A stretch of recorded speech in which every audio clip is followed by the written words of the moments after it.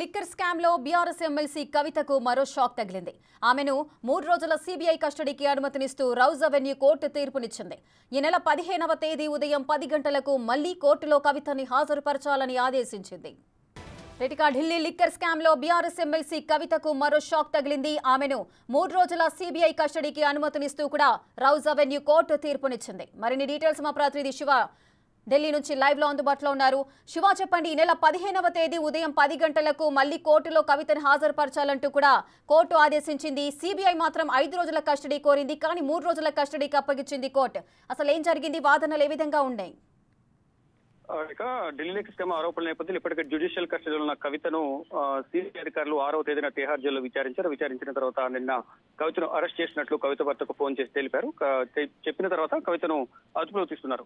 ఇక నిన్న సెలవు కావడంతో ఉదయం 10:30 రౌజోని కోర్టు న్యాయమూర్తి కావేరి బవేద ముందు హాజరుపరిచి ఇప్పటి వరకు కవితకు సంబంధించి ఎటువంటి విషయాలను రాబట్టాము, ఎవరెవరి దగ్గర నుంచి కవిత ముడుపులు తీసుకుంది, దానికి ప్రతిఫలంగా వారికి ఎక్కడ జోన్లు కేటాయించింది అనే దానిపై కూడా డీటెయిల్ గా బాధలు వినిపించారు. ఇటు శరత్చంద్ర రెడ్డికి సంబంధించి 14 కోట్లు తీసుకోవడం కానీ, జాగృతి సంస్థకు 80 లక్షలు ఇవ్వడం, ఇటు శరత్చంద్ర రెడ్డికి ఇచ్చిన 5 జోన్లకు ప్రతిఫలంగా ఒక్కొక్క జోన్కు 5 కోట్లు, మొత్తం 25 కోట్లు ఇవ్వడం, ఇదంతా కూడా కవిత శరత్చంద్ర రెడ్డిని బెదిరించారు. 25 కోట్లు ఇవ్వకపోతే హైదరాబాద్ లో ఢిల్లీలో వ్యాపారాలు ఎలా చేస్తాను నేను చూస్తానంటూ కూడా బెదిరించారంటూ గతంలో అప్రూవర్ గా మారే సందర్భంలో శరత్చంద్ర రెడ్డి వాంగ్మూలం ఇచ్చినట్లు సిబిఐ అధికారులు తెలిపారు. మరోవైపు ఈ 100 కోట్లు ఏదైతే ఉన్నాయో 100 కోట్లను ముడుపులు చేతులు మారడంలో అభిషేక్ బోయిన్పల్లి, అశోక్ కౌశిక్, కవిత పిఏ అశోక్ కౌశిక్ వీరిద్దరూ కీలకంగా వ్యవహరించారు. ఈ అమౌంట్ ను ఢిల్లీ తీసుకెళ్లి విజయనాయర్కి ఇచ్చారు. విజయనాయర్ అరవింద్ కేజ్రీవాల్ కు, మనీష్ సిసోడికి ఇచ్చారు. ఆ డబ్బును మొత్తం గోవాలో 2022లో గోవాలో జరిగిన ఎన్నికల ప్రచారానికి, ఎన్నికల కార్యక్రమాలకు వాడుకున్నట్లు కూడా వారందరూ వాంగ్మూలం ఇచ్చారు. దానికి సంబంధించి కూడా కవితను ప్రశ్నించిన నేపథ్యంలో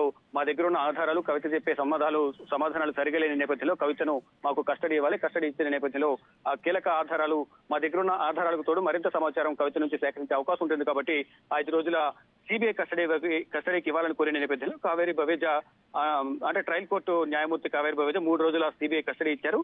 15వ తేదీ వరకు కూడా కస్టడీలో ఉండబోతున్నారు. అంటే ఇప్పుడు ప్రజెంట్ రౌజోని కోర్టులో ఉన్నారు కాబట్టి ఇక్కడ నుంచి నేరుగా సిబిఐ కార్యాలయం తరలించిన తర్వాత మళ్ళీ 3 రోజులతో కస్టడీ ముగిసిన తర్వాత 15వ తేదీన ఉదయం 10 గంటలకు మళ్ళీ తిరిగి రౌజోని కోర్టులో కవితను సిబిఐ అధికారులు హాజరుపరిచిన తర్వాత మళ్ళీ కొన్ని రోజులు కస్టడీ కోరే అవకాశం ఉంది. ఒకవేళ కస్టడీ ఇవ్వకపోతే జ్యుడిషియల్ కస్టడీకి మళ్ళీ తిహార్ జైలుకు తరలించే ఛాన్స్ అయితే కనిపిస్తున్నాయి. రేఖ, శివ, అయితే ఇప్పటికీ 3 రోజుల పాటు మరో 3 రోజులు అయితే కస్టడీ కోరింది సిబిఐ. సో దీనికి కోర్టు అయితే అనుమతినిచ్చింది. సో సిబిఐ ఎంక్వైరీ ఈ 3 రోజుల పాటు ఏ విధంగా ఉండే అవకాశాలు ఉన్నాయి? అయితే గతంలో ఏ విధంగా అయితే విచారించారో 2022 డిసెంబర్ 11న కవితను మొదటగా సిబిఐ విచారించింది. తర్వాత 2023 ఫిబ్రవరిలో కూడా 2024 ఫిబ్రవరిలో కూడా నోటీసులు ఇచ్చిన నేపథ్యంలో 26వ తేదీ నోటీసులు ఇచ్చారు. కొన్ని కారణాల వల్ల ముందుగా నిర్ణయించిన కార్యక్రమాలు ఉన్న నేపథ్యంలో నేను విచారణకు హాజరు కాలేనట్టు విచారణకు గైర్హాజరయ్యారు. ఇక తర్వాత ఈడీ అదుపులోకి తీసుకోవడం, ప్రజెంట్ తిహార్ జైల్లో జ్యుడిషియల్ కస్టడీలో ఉన్నారు. తర్వాత జ్యుడిషియల్ కస్టడీలో ఉండగానే మేము కూడా విచారిస్తామంటూ కూడా అనుమతి తీసుకుని కోర్టు అనుమతిని 6వ తేదీని విచారించిన తర్వాత నేను అరెస్ట్ చేశారు. అయితే మొదటి నుంచి ఏవైతే ఆధారాలు సేకరించారో ఇంతకుముందు చెప్పుకున్నట్టు శరత్చంద్ర రెడ్డి నుంచి ఒక భూమికి సంబంధించిన ఆర్థిక లావాదేవీలకు సంబంధించి 2021లో జూలై, నవంబర్లో 7 కోట్ల చొప్పున 2 సార్లు 14 కోట్లు, జాగృతి సంస్థకు 80 లక్షలు, ఇతర భాగస్వాములు ఎవరైతే అరుణ్ రామచంద్ర పిల్లై గానీ, అభిషేక్ బోయిన్పల్లి, ఇటు సౌత్ గ్రూప్ లో మాగుంట శ్రీనివాస్ రెడ్డి, మాగుంట రాఘవరెడ్డి వారి నుంచి కూడా 25 కోట్లు తీసుకున్నట్లు కూడా ఆధారాలు ఉన్నాయి. ఒకసారి 15 కోట్లు, మరొకసారి 10 కోట్లు కవితకు ఇచ్చారు.